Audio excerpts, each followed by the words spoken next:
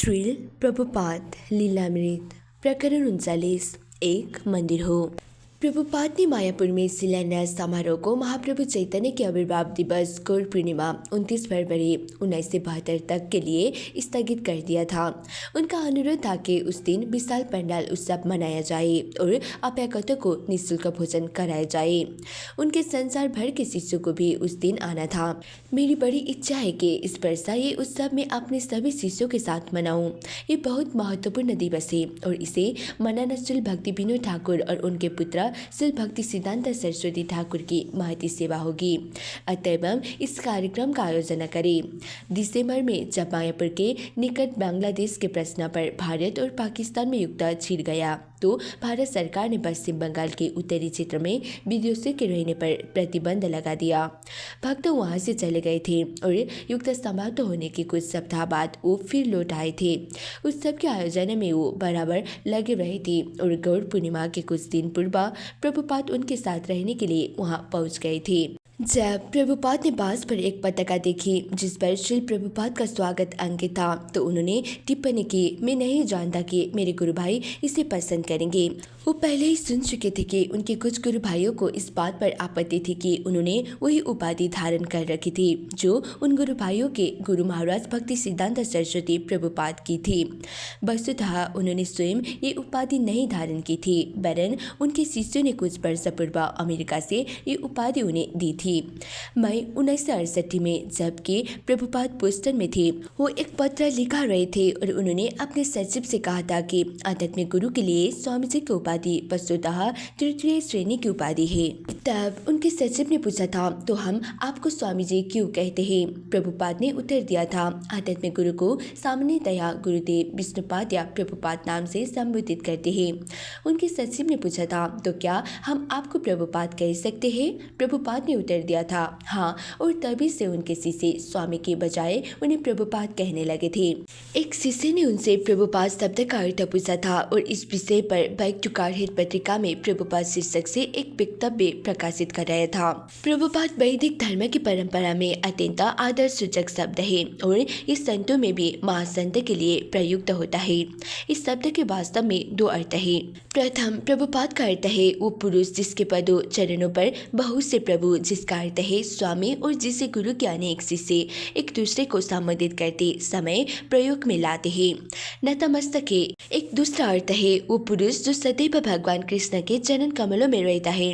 जिस गुरु शिष्य परंपरा द्वारा कृष्ण भावनामृत का मानव जाति में सभावन हुआ है उसमें इसी आध्यात्मिक महत्ता के कई महापुरुष हो गए हैं जो प्रभुपाद कहलाया जा सकते हैं। श्री रूप गोस्वामी प्रभुपाद ने अपने गुरु महाराज श्री चैतन्य महाप्रभु की इच्छा का पालन किया और इसलिए वो उनके पार्षद गोस्वामियों को प्रभुपाद कहते हैं। श्री भक्ति सिद्धांत सरस्वती गोस्वामी ठाकुर ने श्री भक्ति विनोद ठाकुर की इच्छा का पालन किया, इसलिए उन्हें भी प्रभुपाद उपाधि से संबोधित किया जाता है। हमारे गुरु महाराज ओम विष्णुपद 108 श्री श्रीमद भक्ति वेदांत स्वामी महाराज ने उसी तरह श्री भक्ति सिद्धांत सरस्वती गोस्वामी प्रभुपाद के पाश्चात्य संसार में कृष्ण प्रेम का संदेश पहुंचाने की इच्छा का पालन किया है। इसलिए हम उनके अमेरिकी और यूरोपियन विनीत शिष्यों ने जो संकीर्तन आंदोलन के विभिन्न क्षेत्रों में फैले हैं श्री रूप गोस्वामी प्रभुपाद के चरण चिन्हों का अनुगमन किया है और हम अपने कृष्ण कृपा मूर्ति गुरु महाराज को प्रभुपाद की उपाधि से संबोधित करना चाहते हैं और उन्होंने अनुग्रह पूर्वक हाँ कह दिया है। प्रत्येक व्यक्ति प्रभुपाद उपाधि से प्रसन्न था और किसी को इसका पूर्व ज्ञान नहीं था कि इस उपाधि से किसी की ईर्ष्या का भंडाफोड़ होगा। प्रभुपाद भला अपने आध्यात्मिक गुरु महाराज के आदर के प्रतिद्वंदी कैसे बन सकते थे? वो तो अपने गुरु महाराज के विनम्र सेवक के रूप में अडिग थे। इस गण के सदस्यों को अपने गुरु महाराज को प्रभुपाद कहने में कोई हानि नहीं दिखाई दी और उन्हें कोई रोक नहीं सकता था। वो उनके प्रभुपाद थे। गौर पूर्णिमा उत्सव के निमंत्रण पर भी उन्होंने ऐसी भक्ति वेदांत प्रभुपाद छाप रखा था, किंतु प्रभुपाद जानते थे कि इससे उनके कुछ आलोचना गुरु भाइयों की बहुएं तन जाएंगी। भक्तों की आवाज की व्यवस्था का निरीक्षण करते हुए प्रभुपाद ने पाया कि श्रोता कैनवास के लंबे चौड़े तंबू लगे थे, एक पुरुषों के लिए और एक महिलाओं के लिए। उनके अंदर प्रतिदीप्त प्रकाश की व्यवस्था थी। अन्य तंबुओं के मध्य एक विशाल पंडाल का तंबू लगा था और उसके पीछे लगे छोटे तंबू में रसोई घर था। तंबुओं के छोटे से परिसर के चारों ओर धान के खेत थे, इसीलिए जमीन कीचक नम थी और जल से भरे खेतों में बड़े बड़े मच्छर थे जो सूर्यास्त होते ही प्रकट हो जाते थे। आदिम युग की सी स्थिति थी, किंतु भक्तों में से बहुत से वही भक्त थे जो प्रभुपाद के साथ भारत में 1.5 वर्ष से यात्रा करते आ रहे थे। इस दौरान उन्हें कभी कभी गंदी धर्मशालाओं के नंगे कमरों में रहना पड़ता था, तो कभी इलाहाबाद में ठंडे तंबू में। भक्त मायापुर आराम से रहने नहीं वरन प्रभुपाद की सेवा करने आए थे। आगामी वर्षों में उनके प्रयासों के फलस्वरूप बहुत से भक्त मायापुर में एकीकृत होकर उनके विशाल भवनों में आराम से रह सकेंगे, जिनकी योजना प्रभुपाद बना रहे थे। प्रभुपाद इस तथ्य से पूर्ण रूप से अवगत थे कि पाश्चात्यों को भारतीय जीवन की असुविधाओं का आभास नहीं था, इसलिए वो उनके लिए ऐसी सुविधाओं की व्यवस्था करना चाहते थे जिनसे वो भारत में सुविधापूर्वक रहकर असुविधाओं से विचलित हुए बिना आध्यात्मिक जीवन पर ध्यान केंद्रित कर सके। अतएव वो उन्हें प्रोत्साहित कर रहे थे कि वो मायापुर में ऐसा भवन निर्माण करने में विविध प्रकार से सहायता करे जिसमें नल का पानी, बिजली तथा अन्य सुविधाएं उपलब्ध हो। प्रभुपाद का आवास लगभग 12 फुट का वर्गाकार एक फुस निर्मित बंगाली कुटीर था, जिसका फर्श कच्चा था। मुख्य कमरे और सेवकों के आवास के बीच एक पतली सी दीवार थी। कुटीर के सामने एक बड़ा मठ था और उसके पीछे एक बगीचा था जहां प्रभुपाद बैठते थे और मालिश कराते थे। पीछे की ओर स्नान के लिए एक हैंडपंप और एक आउट हाउस भी था। जब भक्तों ने क्षमा याचना की कि वो प्रभुपाद के लिए ऐसे ही मामूली आवास की व्यवस्था कर सके, तो प्रभुपाद ने उत्तर दिया कि उन्हें प्राकृतिक सरल परिवेश पसंद था। उन्होंने कहा, यदि तुम मेरे लिए बहुत विशाल महल निर्मित करा दो, फिर भी मैं यही रहना पसंद करूंगा। मायापुर में इतने सरल ढंग से रहते हुए भी प्रभुपाद अपनी भावी विशाल परियोजना की कल्पना के बारे में बातें कर रहे थे। यद्यपि राधा माधव के जिन विग्रहों की पूजा अर्चना उन्होंने 1971 के अर्धकुंभ मेले में इलाहाबाद में की थी और यद्यपि वो एक टेंट के अंदर स्थापित थे, फिर भी प्रभुपाद संगमरमर के महल की बात करते थे। वो अभ्यागतों और भक्तों के लिए भी प्रथम श्रेणी की आवास व्यवस्था की बात करते थे। यद्यपि इस समय तक उनके पास उन्हें उपलब्ध कराने के लिए कुछ भी नहीं था। अपने फूस के कुटीर में सरल ढंग से किंतु आनंदपूर्वक रहते हुए प्रभुपाद ने अपने शिष्यों को अपने पास बुलाया और उन्हें अपनी योजनाओं के बारे में बताया। उनके अनुरोध पर शिष्यों ने प्रस्तावित मुख्य भवन का एक छोटा सा नमूना बनाया था और प्रस्तावित ह्यूमन अंडरस्टैंडिंग के मंदिर के भी कुछ नक्शे बनाए थे। उन्होंने कहा कि वो मायापुर नगर का निर्माण कराना चाहते थे जिसमें वर्णाश्रम के चारों सामाजिक जातियों के लिए आवास होंगे। तत्पर प्रभुपाद जब पाश्चात्य देशों में जाते थे तो बहुत से महान व्यक्ति उनसे भेंट वार्ता करते थे, लेकिन जब वो मायापुर आए तो लोगों से मित्रोत्पाद करने लगे। कभी शरबत पीते थे, कभी निर्देशन देते थे। उनका जीवन एक सामान्य ग्रामीण जैसा हो गया था। उनके पाश्चात्य भक्त कभी कभी सोचते थे कि एक महान राजा की तरह उनकी केवल एक लीला थी, किंतु जब वो भारत आते तो अन्य व्यक्ति की तरह हो जाते। वो एक मित्र की भांति हंसने और बात करने लगते। भवानंदा अपने फूस की कुटीर में प्रभुपाद बांस के मंच पर बैठे थे। वहाँ एक चारपाई पड़ी थी और फर्श पर कुछ चटाइयाँ बिछी थी। बस इतनी ही चीजें वहाँ थी। अन्य स्थानों की तुलना में वहाँ वो अधिक प्रसन्न थे। हमने वहाँ एक पंखा भी रख दिया और प्रभुपाद ने इसे पसंद किया। उन्होंने उसे पसंद इसलिए किया कि वो बहुत साधारण था। वहाँ एक आउट हाउस भी था, किंतु उन्हें उसका ध्यान ही नहीं था। वो हर वस्तु का आनंद ले रहे थे। उन्होंने मुझे और जय पताका को मायापुर का सह निदेशक बनाया। भवन निर्माण के हिसाब को चेक करने के लिए उन्होंने 4 हस्ताक्षरकर्ता नियुक्त किए। भारत में कोई खाता खोलना बहुत कठिन है। हम देख रहे थे कि प्रभुपाद इस मामले में बड़े सख्त थे, क्योंकि वो जानते थे कि आपको किन कठिनाइयों का सामना करना पड़ सकता है। यदि आप फॉर्म ठीक से नहीं भरते तो बैंक आपका पैसा रोक भी सकता है, या आप अपना खाता बंद करना चाहे तो मना कर सकते हैं।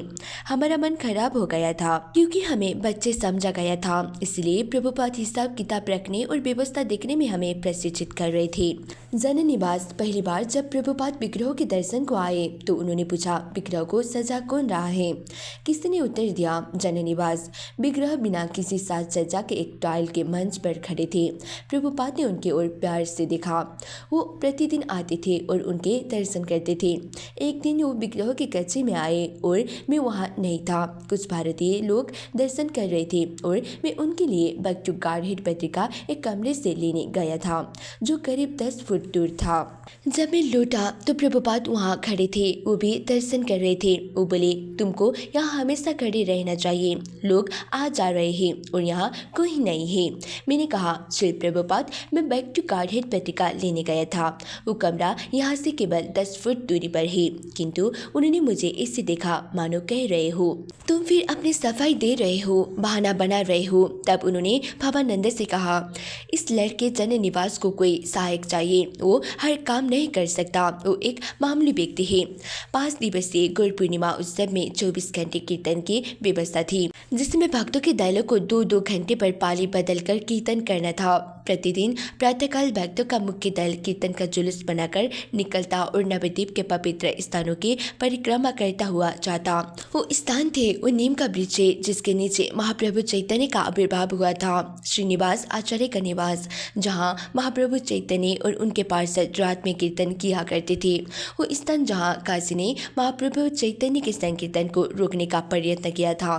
भक्ति विनोद ठाकुर का निवास। प्रभुपाद ने भक्तों को बताया कि भक्ति विनोद ठाकुर प्राय अपने इस मकान के सामने खड़े होकर जंगली के उस पार देखा करते थे, जहां अब प्रभुपाद की अपनी जमीन थी। दिन भर और विशेषकर शाम को भक्तों का दल पीली धारी वाले पंडाल के मंच पर जमा रहता था और राधा माधव एक पारंपरिक बंगाली थी, सिंहासन के मध्य में आसीन थे, जो रंगीन पत्तियों और पुष्पा मामलों से आच्छादित कदली खंभों से बनाया गया था। सार्वजनिक भाषण का अधिकतर कार्य प्रभुपाद अपने शिष्य से रहते थे। अच्युतानंद स्वामी जो बंगाली में बोलते थे, मुख्य वक्ता होते थे। सैकड़ों लोगों के आने जाने का तांता लगा रहता था और भक्तजन उनको बैक टू गार्डहेड पत्रिका का अंग्रेजी, बंगाली या हिंदी संस्करण देते रहते थे। शाम को एक स्लाइड शो या चलचित्र दिखाते थे। प्रभुपाद अपनी खिड़की से प्रसाद का वितरण देखकर बहुत प्रसन्न होते थे। सैकड़ों ग्रामीण लंबी पंक्तियों में पालथी मारे बैठे हुए गोल पातली में खिचड़ी खाते थे। प्रभुपाद ने अपने शिष्यों से कहा, इसे हमेशा जारी रखो, प्रसाद का वितरण हमेशा करते रहो। भवन के न होते हुए भी प्रभुपाद का मायापुर में प्रचार महत्वपूर्ण था। आसपास के अन्य मठ भी गुरु पूर्णिमा उत्सव मना रहे थे, जिसमें अधिकतर कलकत्ता के विधिवाय शुल्क लेकर कुछ दिन के लिए मंदिर में हट ड्राई जाती थी, जहां वो नवद्वीप के पवित्र स्थानों का दर्शन करती थी। किंतु प्रभुपाद का पंडाल का कार्यक्रम अत्यंत जोरदार था और सर्वाधिक संख्या में दर्शनों को आकृष्ट कर रहा था। प्रभुपाद ने कहा कि चैतन्य महाप्रभु के जन्म स्थान का धर्मोपदेश के बिना कोई अर्थ नहीं था। इस समय के अतिरिक्त साल भर मायापुर बहुत कम लोग आते थे। प्रभुपाद ने पूछा, अधिक महत्वपूर्ण क्या है, महाप्रभु चैतन्य का जन्म स्थान या उनके कार्यकलाप? अधिक महत्वपूर्ण थे उनके कार्यकलाप। उनके कार्यकलाप उनके जन्म या जन्म स्थान से अधिक महत्वपूर्ण है। भगवान चैतन्य महाप्रभु के कार्यकलाप थे हरे कृष्ण मंत्र का कीर्तन या कृष्ण के प्रेम का लोगों में वितरण। मायापुर में भक्त का भी यही कार्य होना चाहिए। गौर पूर्णिमा दिवस पर प्रभुपाद के 10 सन्यासी गुरु भाई प्रभुपाद के शिष्यों और सैकड़ों अभ्यागतों के साथ समर्पण और शिलान्यास समारोह में सम्मिलित होने के लिए आए। अपने गुरु भाइयों के प्रति प्रभुपाद विनम्र और मित्रवत थे और उन्हें संतोष था कि कृष्ण भावनामृत संघ के विश्व मुख्यालय के समर्पण समारोह में वो सब एक साथ बैठे। एक कुंड के निकट एक गद्दी पर बैठे हुए और जपमाला फेरते हुए प्रभुपाद ने 6 बंगाली भक्तों को दीक्षा दी और एक युवा अमेरिकी भक्त को संन्यास आश्रम में दीक्षित किया। तब उनके गुरु भाई बोले और उनमें से प्रत्येक ने प्रभुपाद द्वारा पाश्चात्य देशों में किए गए कार्य की सराहना की। अंत में उस सब कुछ के चारों ओर इकट्ठे हो गए, जो 5 फुट लंबा, 5 फुट चौड़ा और 15 फुट गहरा था। शास्त्रों के अनुसार कुंड में रहने के लिए कुछ वस्तुएं एकत्र की गई थी। 5 प्रकार के पुष्प, 5 प्रकार के अन्न, 5 प्रकार के पत्ते, 5 प्रकार के धातुएं, 5 प्रकार के अमृत, 5 प्रकार के रंग, 5 प्रकार के फल, 5 प्रकार के रत्न। प्रभुपाद के गुरु भाई पुरी महाराज एक सीढ़ी से कूड़े में नीचे उतरे। वहाँ उन्होंने एक पात्र में नारियल और केले के पत्ते रखे और पुष्प सहित उसे ईंटों में बनी वेदी पर स्थापित किया। उसके बाद प्रभुपाद अपने साथ सोने के गहरे लाल नेत्र वाले अनंत शेष की एक मूर्ति वाला एक डिब्बा लेकर नीचे उतरे। उस दिन सवेरे प्रभुपाद ने अपने कुटीर में कुछ भक्त को गोपनीय ढंग से वो मूर्ति दिखाई थी। उन्होंने कहा था, हे भगवान अनंत है, वो शेष शैया जिस पर भगवान विष्णु विश्राम करते हैं, ये मंदिर को अपने सिर पर सुरक्षित रखेंगे। प्रभुपाद ने अब अनंत शेष को ईंटों की वेदी पर स्थापित कर दिया और सीढ़ी से ऊपर वापस आ गए। तब प्रभुपाद के आनंदमय आमंत्रण पर प्रत्येक व्यक्ति पुष्पों और धन की भेंट अर्पित करने लगा। उसके बाद मुट्ठी मुट्ठी मिट्टी की भेंट चढ़ाई गई। यद्यपि प्रभुपाद के गुरु भाई ने गुरु पूर्णिमा के दिन उनके पश्चिम में किए गए कार्यों की प्रशंसा की थी, किंतु थोड़े दिन बाद वो प्रभुपाद के इस उपाधि धारण करने पर आपत्ति करने लौट आए। प्रभुपाद ने अपने शिष्य को कच्चे से चले जाने को कहा। जब वो अकेले रह गए तो एक सन्यासी गुरु भाई ने बंगाली में प्रभुपाद को चुनौती देना आरंभ किया। आप अपने आप को प्रभुपाद क्यों कहते हैं? आपको इसका कोई अधिकार नहीं है। ये उपाधि तो हमारे प्रभुपाद की है, आप इसे धारण नहीं कर सकते। प्रभुपाद ने उत्तर दिया, मैंने इसे धारण नहीं किया। वो मुझे प्रभुपाद कहते हैं, मैं क्या कर सकता हूँ? यद्यपि सन्यासी गुरु भाई तब प्रभुपाद के कहकर आलोचना करने लगे कि प्रभुपाद उनके प्रचार कार्य में सम्मिलित नहीं हो रहे थे और पाश्चात्यों का योग्य पवित्र धारण करा रहे थे और उन्हें संन्यास आश्रम में दीक्षित कर रहे थे। किंतु मुख्य रूप से गुरु भाई स्वामी जी से इस बात की व्याख्या चाहते थे कि वो प्रभुपाद की उपाधि क्यों धारण किए हुए हैं। प्रभुपाद ने पुकारा, ब्रह्मानंद महाराज, मेरे नाम का एक पत्र पेन लाओ। जब ब्रह्मानंद महाराज पत्र पेन लेकर लौटे तो प्रभुपाद ने उसे अपने गुरु भाइयों को दिखाया। पत्र पेन में छपा था, त्रिदंडी गोस्वामी ऐसी भक्ति वेदांत स्वामी। वहाँ प्रभुपाद नहीं था। इससे स्थिक्त हो गया था कि वो स्वयं इस उपाधि का उपयोग नहीं करते थे। उनके इस साधारण प्रदर्शन से उनके गुरु भाई शांत हो गए और तब उन्होंने प्रसाद ग्रहण करने के लिए उन्हें आमंत्रित किया। उनके शिष्य प्रसाद परोसने लगे। बाद में अपने कुटीर में प्रभुपाद ने अपने शिष्यों से ईर्ष्या पर बात की। उन्होंने कहा कि कोई भक्त अपनी उन्नति की परख केवल इस बात से कर सकता है कि वो ईर्ष्या से कितना मुक्त हो सका है। आध्यात्मिक संसार में ईर्ष्या का कोई स्थान नहीं होता। यद्यपि कृष्ण के सभी मुक्त पार्षद उनकी सेवा में प्रतिद्वंदिता के रूप में लगे रहते हैं, किंतु वो एक दूसरे से सदा प्रसन्न रहते हैं। यदि राधा रानी या कोई अन्य गोपी कृष्ण को प्रसन्न कर लेती है तो अन्य गोपियाँ उसका अहित नहीं सोचती, वरन कहती है, ओह, उसने कृष्ण की सेवा कितनी बढ़िया ढंग से की है, मैं भी कृष्ण की सेवा किसी अच्छे ढंग से करूं ताकि वो इससे अधिक प्रसन्न हो। इससे होना भौतिकतावादी होने का लक्षण है। प्रभुपाद चाहते थे कि उनके गुरु भाई और ही दृष्टिकोण अपनाते। वो चाहते थे कि उनके शिष्यों द्वारा उन्हें प्रभुपाद कहे जाने पर गुरु भाइयों को आपत्ति नहीं होनी चाहिए थी। उन्हें इस बात का भी दुख था कि उनके कुछ गुरु भाई सच्चे मन से उनके कार्य की प्रशंसा नहीं कर सके। यदि भक्ति सिद्धांत सरस्वती प्रभुपाद के माध्यम से सफलतापूर्वक कार्य कर रही थी तो गुरु भाइयों को क्षुब्ध क्यों नहीं होना चाहिए था? वो उनके कार्य को स्वीकार क्यों नहीं करते और प्रसन्न क्यों नहीं होते कि महाप्रभु चैतन्य के संदेश का प्रचार प्रभावशाली ढंग से हो रहा है? इसे तो उन्हें भक्ति सिद्धांत सरस्वती का कार्य समझना चाहिए, अपने गुरु महाराज का कार्य। ये उनका भी कार्य था, उनका भी दायित्व था और उन्हें मानना चाहिए कि भक्ति वेदांत स्वामी महाराज के माध्यम से उनका ये कार्य आश्चर्यजनक ढंग से हो रहा है। शिलान्यास समारोह में गुरु भाइयों ने प्रभुपाद के कार्य की सराहना की थी। एवं यदि उनकी सराहना करने में उन्हें आपत्ति नहीं थी तो क्यों नहीं मानते कि उन सैकड़ों पाश्चात्यों के लिए जिन्हें उन्होंने नरक से बचाया है वो प्रभुपाद है, एक ऐसा एकांत शुद्ध भक्त जिसे वो सदैव कृष्ण के चरण कमलों में लीन समझते हैं। प्रामाणिक ग्रंथों के प्रकाशन और वितरण दीक्षित किए गए और सेवा भक्ति में प्रवृत्त किए गए शिष्यों की संख्या तथा निर्माण किए गए मंदिरों की संख्या में मामले में प्रभुपाद की समानता कोई नहीं कर सकता था। निसंदेह एक अर्थ में प्रभुपाद के सभी गुरु भाई समान रूप से प्रशंसनीय थे, जब तक कि वो भक्ति सिद्धांत सरस्वती के मूल आदेशों का पालन करते थे, हरे कृष्ण जपते थे और पापमय जीवन से बचते थे। किंतु यदि ठीक तरह से विश्लेषण या आलोचना ही करनी है तो प्रचार कार्यों का रिकॉर्ड देखा जाए। भगवान नित्यानंद की कृपा का सबसे अधिक विस्तार कौन कर रहा है और भक्ति सिद्धांत सरस्वती की ओर से सबसे अधिक लाभ किसने अर्जित किया है? इसका लाभ जिसके पहले कल्पना भी नहीं की जा सकती थी। चैतन्य चरितमृत के अनुसार यदि कोई प्रचारक हरे कृष्ण कीर्तन का प्रचार करता है तो उसे भगवान की ओर से शक्ति समन्वित मानना चाहिए। प्रभुपाद निश्चित रूप से शक्ति समन्वित थे, किंतु व्यवहार में वो अपने आप को बहुत ही विनम्र रखते थे। उन्हें दूसरे से कोई सहायता नहीं मिलती थी। उन्होंने अपने गुरु भाइयों को बार बार आमंत्रित किया था कि पश्चिम में वो उनका साथ दे और कृष्ण भावनामृत के प्रचार में उनके समकक्ष बने। तो अपने गुरु महाराज के मिशन को पूरा करने में वो उनकी सहायता के लिए आगे क्यों नहीं बढ़े थे। इसके विपरीत उनके विरुद्ध उस एक गुरु भाई के विरुद्ध शिकायत कर रहे थे जो श्री भक्ति सिद्धांत सरस्वती के मिशन को पूरा करने में लगा था। किंतु प्रभुपाद के शिष्यों के लिए ये कोई आलोचना का स्थान नहीं था और उन्होंने कड़े शब्दों में शिष्यों को आगाह कर दिया था कि गुरु भाई की आलोचना करने के पद पर वो नहीं है। उन्हें चाहिए कि प्रभुपाद के गुरु भाइयों को भक्ति सिद्धांत सरस्वती का शिष्य समझे और इसलिए उन्हें अपने गुरु महाराज के समान ही आदर दे। किंतु प्रभुपाद के शिष्यों को इस बात का खेद था कि उनके गुरु भाइयों में प्रभुपाद के प्रति आदर का अभाव था।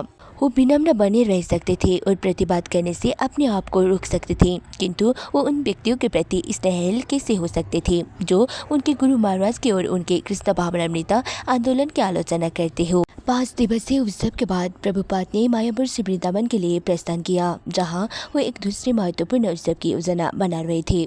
मायापुर की जमीन अभी भी पूर्णतया अविकसित थी और प्रभुपाद ने भारत में रह रहे अपने शिष्यों पर जोर डाला कि वो आवश्यक धन संग्रह करते रहे। हम मायापुर में एक बहुत शानदार योजना बना रहे हैं और यदि तुम सब लोग मिलकर इस योजना को साकार बनाओगे तो ये सारे संसार में बेजोड़ होंगी।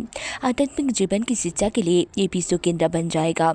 सारे संसार के विद्यार्थी यहाँ आएंगे और हम दूरतर दार्शनिकों की नास्तिक और भौतिकतावादी की प्रवृत्तियों में क्रांति ला देंगे। इसलिए हमें इस महान कार्य का दायित्व लेना चाहिए। हमें एक क्षण भी स्कंद के विचार के बिना नहीं रहना है। यही मेरा आप सब से अनुरोध है। फरवरी 1972 वृंदावन से प्रभुपाद की अनुपस्थिति के बीच भक्तजन श्रीमान एस से स्कंद के लिए उनकी जमीन को उपयोग में लाने की कानूनी अनुमति प्राप्त करने में असफल रहे थे। प्रभुपाद ने अपने एक शिष्य क्षीरोदक साई को जन्म से भारतीय थे आग्रहपूर्वक निर्देश दिया था कि वो श्रीमान एस से औपचारिक पट्टा प्राप्त कर ले। क्षीरोदक साई ने श्रीमान एस से अनुरोध किया था और उन्हें असहाय देखकर उन्होंने श्रीमती एस से बात की और फिर दोनों से एक साथ उनकी वार्ता हुई थी। श्रीमान और श्रीमती इस बात पर सहमत थे कि चूंकि वो दोनों निश्चय नहीं कर पा रहे थे, इसलिए वो मामले को स्वयं राधा रानी के समक्ष रखेंगे। मिसेज एस ने क्षीरोदक साई से कहा था कि वो कागज के 2 टुकड़े ले और एक पर हाँ तथा दूसरे पर नहीं लिखे। तब उन्होंने उन टुकड़ों को मोड़कर उन्हें परिवार के उपास्य राधा कृष्ण के समक्ष रख दिया था। फिर उन्होंने क्षीरोदक साई से एक टुकड़ा उठाने को कहा था। क्षीरोदक साई ने एक टुकड़ा उठाया था और राधा कृष्ण तथा श्रीमती एस और स्वयं अपनी उपस्थिति में उसे खोला था। उस पर हाँ शब्द लिखा था। जब प्रभुपाद ने ये समाचार सुना था तो वो बहुत आनंदित हुए थे। मैं आपसे विशेष रूप से प्रसन्न हूँ कि आपने कृष्ण के लिए श्रीमान एस की जमीन प्राप्त कर ली है। अब यहाँ वृंदावन में एक अद्भुत केंद्र बनाने के लिए आइए हम सहयोग करें। मार्च 1972 में प्रभुपाद श्रीमान एस के साथ अनुबंध पर हस्ताक्षर करने और शिलान्यास समारोह आयोजित करने वृंदावन लौटे। राधा दामोदर मंदिर के गोस्वामियों की अनुमति से उन्होंने अपने शिष्यों के लिए आवास की व्यवस्था की ताकि जब तक रमन रेती में मंदिर बने वो वहाँ रह सके।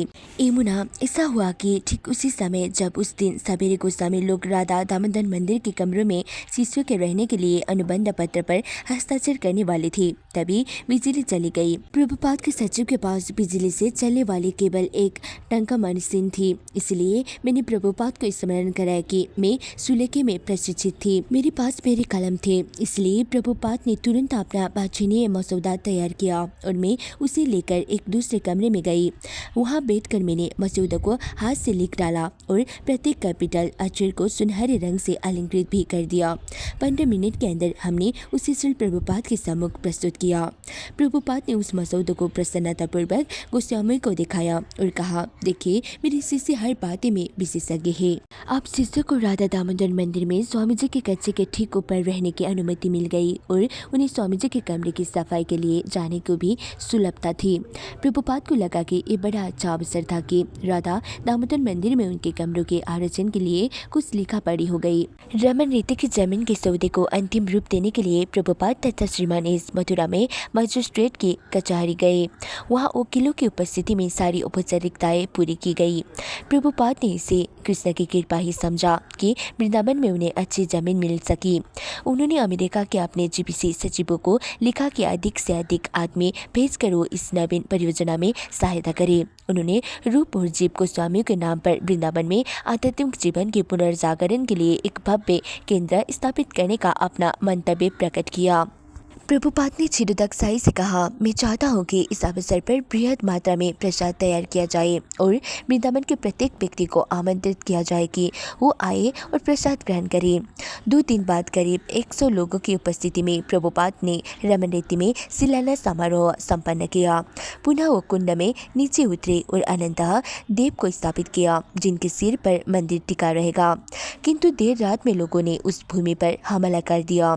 एक भारतीय वृद्धा विधवा जिसकी ख्याति एक साध्वी के रूप में थी, इस बात को लेकर रुष्ट थी कि उसकी बार बार की प्रार्थना पर भी श्रीमान एस ने ये जमीन उसे नहीं दी थी। उसने रात में गुड़े भेजे थे कि वो जाकर शिलान्यास की ईंटों की नींव उखाड़ दे और उस कुंड को जो उस दिन पुष्पों और धार्मिक सामग्रियों से भरा गया था अपवित्र कर दे। गुंडों के कूट को खेद कर उसमें कूड़ा डाल दिया और वो नाम पत्र चुरा ले गए जिसमें जमीन ने नए स्वामित्व का उल्लेख था।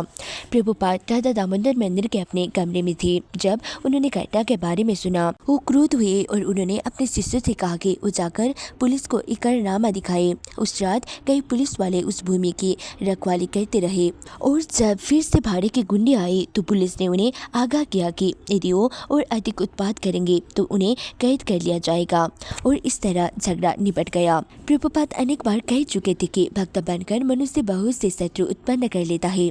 इस घटना से प्रभुपाद के इस विश्वास की भी पुष्टि हो रही थी कि भूमि पर इस्कान के अधिकार होते ही तुरंत उस पर मंदिर निर्माण का कार्य आरंभ हो जाना चाहिए। कम से कम उस भूमि को बाढ़ से घेरकर उस पर झोपड़ियां बना लेनी चाहिए और मंदिर निर्माण की तैयारी करते हुए उनमें रहने लग जाना चाहिए।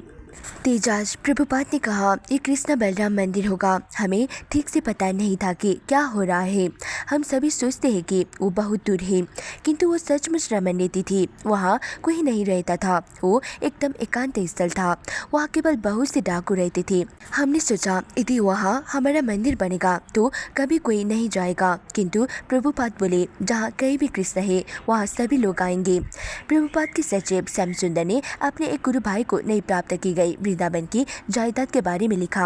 आज बड़े तड़के नाश्ते के पहले ही प्रभुपाद ने राधा दामोदर मंदिर से 10 मिनट की दूरी पर रमनरेती में दान में प्राप्त 4800 वर्ग गज जमीन का भ्रमण किया जहां कृष्ण अपने सखाओं के साथ वन क्रीड़ा किया करते थे। प्रभुपाद ने अपनी मच्छरदानी की रस्सी से भूमि को नापा, उसका सौदा तय किया, उसके लिए योजनाएं बनाई, मसौदा तैयार किया। मथुरा मजिस्ट्रेट की कचहरी में गए, मसौदे पर हस्ताक्षर कराया, उस पर मुहर लगवाई और उसे तुरंत प्राप्त किया। प्रभुपाद ने मुझसे कहा कि अमेरिका से कम 50 व्यक्ति अविलंब भेजने के लिए मैं आपसे प्रार्थना करूं। अंततः हमने भारत में एक ठोस कार्यक्रम बना लिया है। मायापुर, वृंदावन और बम्बई की विशाल योजनाओं के रूप में सारी जमीनें प्राप्त कर ली गई है। योजनाएं बन गई है और ये सब अकेले प्रभुपाद के हाथों हुआ है, लेकिन हम थोड़े से लोग ही यहाँ है जो एक विराट कार्य से संघर्ष कर रहे हैं। इन तीनों जमीनों को विकसित करना संघ के अब तक के कामों में से सबसे बड़ा काम है और विश्वास माने ये तीनों योजनाएं प्रभुपाद को अब तक विचाराधीन सभी योजनाओं में से सबसे प्रिय है। प्रभुपाद महीना भर बम्बई से बाहर थे। उन्होंने बम्बई 10 फरवरी को छोड़ा था और उस बीच 50,000 रुपए का भुगतान ठीक ढंग से कर दिया गया था। धीरे धीरे कुछ भक्त जूहे के भूखंड पर पहुंच गए थे और एक तंबू में रहने लगे थे। रात में चूहे और मच्छर भक्तों की नींद में बाधा डालते थे। आवश्यकता से अधिक उगे घास पात को साफ करते समय भक्तों को बहुत सारी खाली शराब की बोतलें और ऊपर बहते मल के नाले मिले। प्रभुपाद के बिना भक्तों को उत्साह ढीला पड़ने लगा था, किंतु तभी ब्रह्मानंद स्वामी कलकत्ता से, जहाँ वो श्री प्रभुपाद के साथ थे, आ गए। ब्रह्मानंद स्वामी उत्साह से भरे थे और उन्होंने बम्बई के भक्तों को नई प्रेरणा दी। उन्होंने भक्तों से कहा कि तुम लोगों को अविलंब जमीन साफ करके पंडाल लगाना है। ब्रह्मानंद स्वामी ने पंडाल कार्यक्रम का आयोजन पहले कभी नहीं किया था। उन्होंने एक ठेकेदार को ठेका दिया कि वो भक्तों के लिए चटाइयों की झोपड़ियां बनाए और उस सब के लिए तंबू लगाए। लेकिन ये सब शुरू होने के पहले भक्तों को जमीन साफ करनी थी। श्रीमान सेठी ने, जो एक पड़ोसी और संघ के आजीवन सदस्य थे, झाड़ियाँ और घास फूट काटने के लिए एक कर्मी दल किराए पर लगा दिया और बम्बई के अन्य कई आजीवन सदस्य तथा मित्र सहायता के लिए आगे आए। श्रीमान एन ने भी अपने एक सहायक श्रीमान मातार को मैदान की सफाई में लगे मजदूरों की देखभाल के लिए भेज दिया। प्रभुपाद के लौटने की तैयारी में भक्त भी काम में लग गए। श्री श्री राधा रास बिहारी के विग्रह एक टैक्सी द्वारा अनेक भक्तों की गोद में सवार हरे कृष्ण लेन में पहुंच गए। पहले भी उनके स्थान में परिवर्तन हुआ था और इस बार उनका आवास तंबू था। पहली बार वो बम्बई के भक्तों के साथ बम्बई के क्रास मैदान में संपन्न पंडाल कार्यक्रम में आए थे। उस अवसर पर चौपाटी समुद्र तट तक एक जुलूस निकला गया था और जब भक्तगण पहुंचे थे तब राधा रास बिहारी सुंदर परिधान पहने अलंकृत और सजी सजाई पालकी में आसीन उनकी प्रतीक्षा कर रहे थे। कृष्ण श्वेत संगमरमर के थे और हाथ में चांदी की बांसुरी लिए थे। राधा रानी का दाहिना हाथ आगे की ओर उठा हुआ वरदान की मुद्रा में था। वो दोनों बहुत सुंदर थे। चौपाटी के मैदान पर पहली बार प्रकट होने के पश्चात राधा रास बिहारी आकाश गंगा भवन में चले गए थे, जहाँ भक्तों ने पूजा अर्चना का क्रमशः काफी अच्छा स्तर प्राप्त कर लिया था। जब प्रभुपाद ने आदेश दिया था कि जूही नगद भुगतान हो जाए, राधा रास बिहारी को जूही की जमीन पर पहुंच जाना चाहिए, तो भक्तों ने पूछा था सुविधाएं तैयार होने के पहले विग्रह को वहां क्यों जाना चाहिए, क्या उन्हें मंदिर बनने तक प्रतीक्षा नहीं करनी चाहिए। प्रभुपाद ने उत्तर दिया था, जब किसी विग्रह की किसी जायदाद पर स्थापना हो जाती है तो उसे कोई हटाएगा नहीं। राधा रास बिहारी की पूजा अर्चना समुचित ढंग से हो, इसका और की अपेक्षा प्रभुपाद को अधिक ध्यान था, किंतु इस समय उनका जोर जमीन प्राप्त करने पर था। उन्होंने तर्क दिया कि राधा रास बिहारी को अनंतः वो मंदिर और रास बिहारी सिंहासन किस प्रकार दे सकेंगे जब तक कि वो स्वयं हरे कृष्ण लैंड पर अपना अधिवास बनाकर उस पर अपना स्वामित्व न स्थापित करे।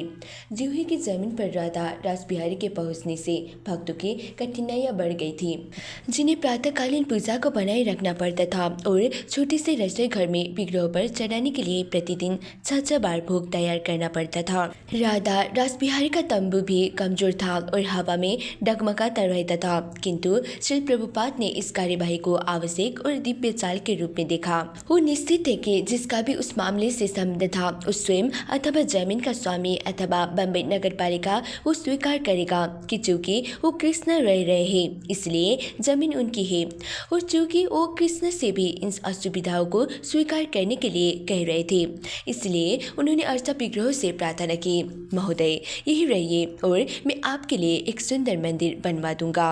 जब प्रभुपाद बम्बई लौटे तब तक राधा रास बिहारी पंडाल के मंच पर स्थापित हो चुके थे। यहाँ पर उतने लोग नहीं आ रहे थे जितने पुरानी बम्बई में आए होते। प्रत्येक रात 500 लोगों से अधिक नहीं होते थे, किंतु प्रभुपाद संतुष्ट थे। ये उत्सव उनकी निजी जायदाद में आयोजित था और ये तो अभी शुभारंभ ही था। हर शाम को प्रभुपाद पंडाल में व्याख्यान देते, कीर्तन में शामिल होते और राधा रास बिहारी की आरती करते। पंचन रवीर स्वामी ने 5 टन दाल चावल और आटा का अनुदान प्राप्त किया था और भक्तजन नियमित रूप से 125 लोगों के लिए खिचड़ी का निःशुल्क प्रसाद तैयार करते थे। शाम को स्वयं प्रभुपाद विग्रह के थाल उठाकर हलवा का वितरण करते थे और उस प्रसाद को प्राप्त करने के लिए भीड़, जिसमें नगर के धनी व्यवसायी और उनकी पत्नियां भी होती थी, आपस में धक्कम धक्का करते थे। प्रभुपाद को उस सब इतना पसंद आया कि उन्होंने भक्तों को उसे स्थायी रूप में बनाए रखने के लिए पंडाल की व्यवस्था करने को कहा। अन्य भक्तों की तरह प्रभुपाद भी उसी भूखंड पर एक तंबू में तब तक रहे जब तक कि एक श्रीमान आचार्य ने, जो उसी जायदाद के पिछले हिस्से में अपेक्षाएं अधिक अनुकूल किराएदार की तरह रह रहे थे, उन्हें अपने घर में रहने के लिए आमंत्रित नहीं किया। जूही पहुंचने के कुछ दिन के अंदर प्रभुपाद भूमि पूजन और शिलान्यास के लिए तैयार हो गए। जमीन पर कब्जा पाने की ये उनकी अगली चाल थी, किंतु ये कदम चाल से भी कुछ बढ़कर था, क्योंकि वो चाल थी कि मंदिर जितना शीघ्र हो सके बन जाए। राधा रास बिहारी को एक टेंट में खड़े नहीं रखना था, वरन उन्हें संगमरमर के मंच पर चांदी और सौगन के सिंहासन पर आसीन करना था। उन्हें 2 गोपियों ललिता और विशाखा के विग्रहों से घिरा होना चाहिए और उनके मंदिर के संगमरमर का गुंबद 100 फुट से अधिक ऊंचा होना चाहिए। हजारों लोगों को वहां प्रतिदिन दर्शन और प्रसाद के लिए आना चाहिए। एक दिन उस सब के कार्यकलापों के बीच हरे कृष्ण लेट के भक्तों को साथ लेकर प्रभुपाद ने सीधे साधे समारोह में शिलान्यास संपन्न किया। उन लोगों ने गहरा अनुष्ठान की कुंडा खोदा था और उसे ईंटों में से घेर दिया था। प्रभुपाद उसमें नीचे उतरे और उन्होंने शिष के विग्रह को स्थापित कर दिया। तब एक सादे मंच पर बैठकर पीतले का घंटा बजाते हुए उन्होंने कीर्तन कराया, जबकि भक्तजन एक एक करके उनके सामने से आकर कुंड को भरने के लिए उसमें मिट्टी डालते रहे और एक एक की अग्नि से धुआं उठता रहा।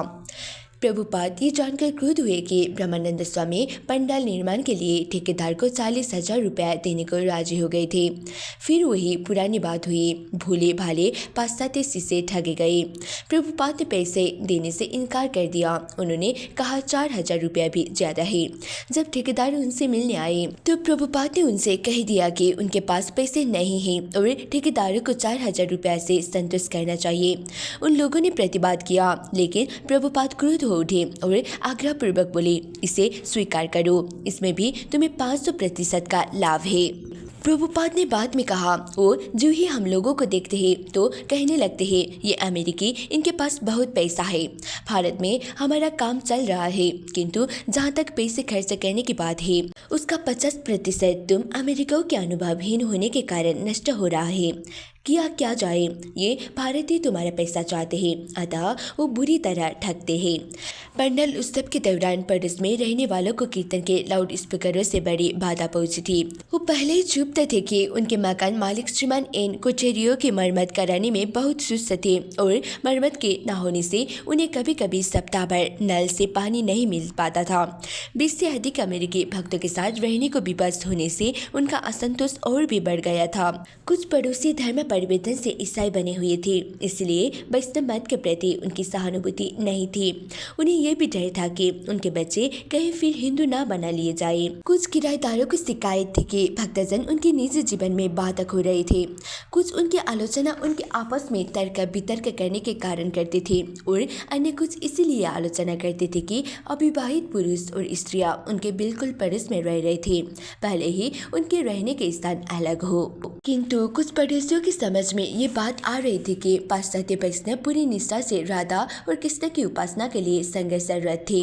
जो भी हो, कोई भी किराएदार प्रभुपाद की आलोचना नहीं करता था और जब वो उपस्थित होते थे तो यदि कोई झंझट हुई भी तो वो उसका समाधान कर देते थे। किंतु प्रभुपाद जानते थे कि उनके जाने के बाद स्थिति आसानी से विस्फोटक हो सकती थी। प्रभुपाद एक विस्तृत विश्व भ्रमण की योजना बना रहे थे, जिसमें वो पूर्व की ओर से ऑस्ट्रेलिया, जापान, हवाई द्वीप, अमेरिका और संभवतः मेक्सिको और यूरोप की यात्रा करने वाले थे। उनके भारत लौटने में 6 मास भी लग सकते थे और वो चाहते थे कि उनकी अनुपस्थिति में बम्बई में कार्य सुचारू रूप से चलता रहे।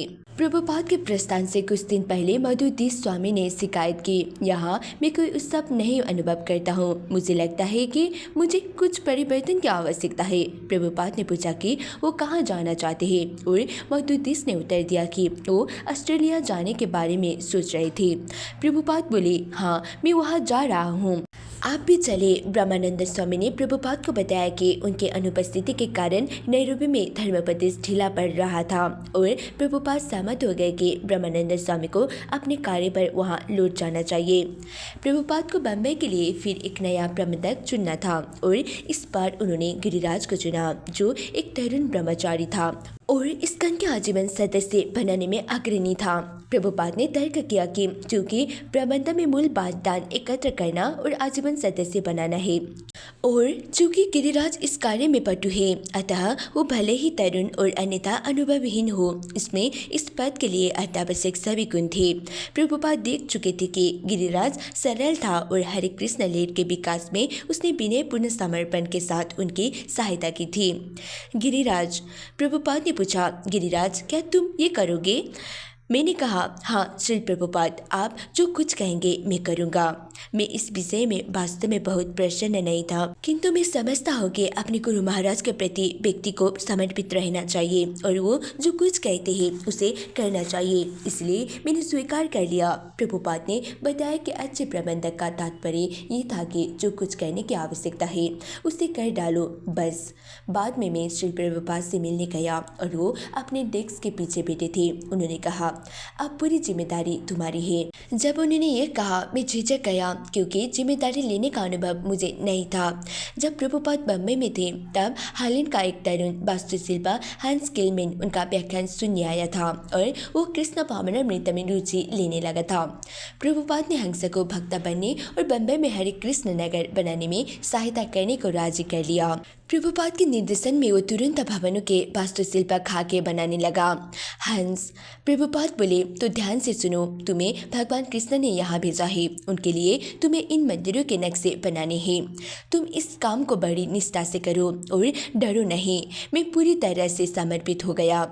वो क्षण मेरे लिए सचमुच भाव विभोरता का था। उनके डेस्क पर फोटोग्राफों का ढेर लगा था और उन सब को मुझे देते हुए उन्होंने कहा, इन्हें देखो। मैंने चित्रों को देखा और वो वृंदावन में नए गोविंद जी मंदिर के फोटो थे। उन्होंने कहा, मैं चाहता हूँ कि तुम इस तरह की डिज़ाइन बनाओ। तो मैंने पूछा, श्री प्रभुपाद ये कितनी बड़ी होगी? उन्होंने मुझे एक टाइप का पेपर दिया और कहा कि मुझे इस पेपर पर डिज़ाइन बनाना चाहिए। तब उन्होंने मुझे वो फोटो, एक पेंसिल और एक फुट रूल दिया। वो मुझे दूसरे कमरे में ले गए और मुझे एक मेज पर बैठने को कहा। प्रद्युम्ना अपनी संस्कृति पुस्तकों के साथ वहाँ बैठे थे। शमसुंदर वहाँ पत्र टाइप कर रहे थे और उन दोनों के बीच में नक्शा बनाने में लग गया। प्रभुपाद ने कहा कि गिरिराज और अन्य लोगों को मंदिर निर्माण के लिए 64 लाख रुपए संग्रह करने होंगे।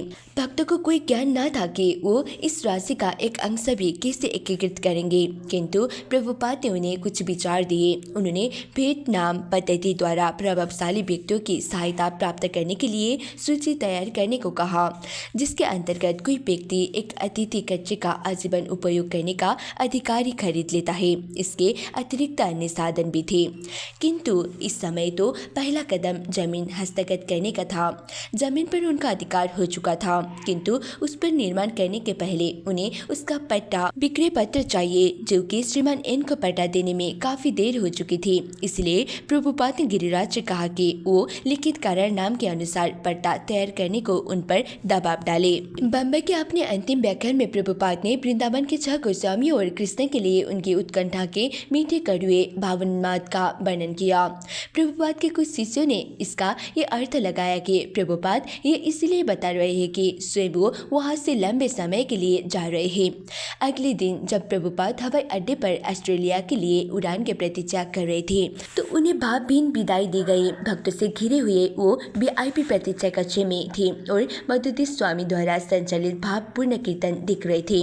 प्रभुपाद ने भक्तों से कहा, यदि तुम लोग इसी तरह कीर्तन करते रहोगे तो हमारी बम्बई की योजना सफल होकर रहेगी। जब प्रभुपाद ने देखा कि श्रीमती एन आई हुई है तो बोल पड़े, ओ श्रीमती एन, आप भी आई है, आप तो हम में घुलमिल हो रही है। प्रभुपाद में आध्यात्मिक दृष्टि को भौतिक वास्तविकता में और भौतिक सृष्टि के एक अंश को आध्यात्मिक शक्ति में बदलने का असामान्य सामर्थ्य था, जिससे सामान्य व्यक्ति भी आध्यात्मिक वास्तविकता को देख सके।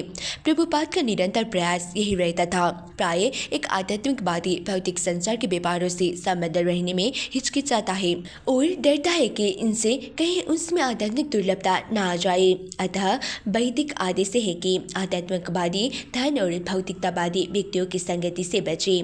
किंतु प्रभुपाद ने श्री रूप गोस्वामी के बताए सिद्धांत का अनुसरण करते हुए देखा कि प्रत्येक भौतिक वस्तु में शक्ति है कि वो कृष्ण की सेवा में प्रयुक्त की जा सके और इस तरह अपनी दिव्य प्रकृति पुनः प्राप्त कर ले। इस सिद्धांत का पालन करते हुए कोई भी कुशल भक्त ऊपर से भौतिक जगत में कार्य करते हुए सदैव आध्यात्मिक शक्ति से अपना संपर्क बनाए रख सकता है। इससे भक्त के लिए कुछ भी भौतिक नहीं है। वैदिक शास्त्रों में परम भक्त नारद मुनि को चिंतामणि कहे गए हैं, क्योंकि वो भौतिकतावादी व्यक्तियों को भक्तों में बदलने की क्षमता रखते थे।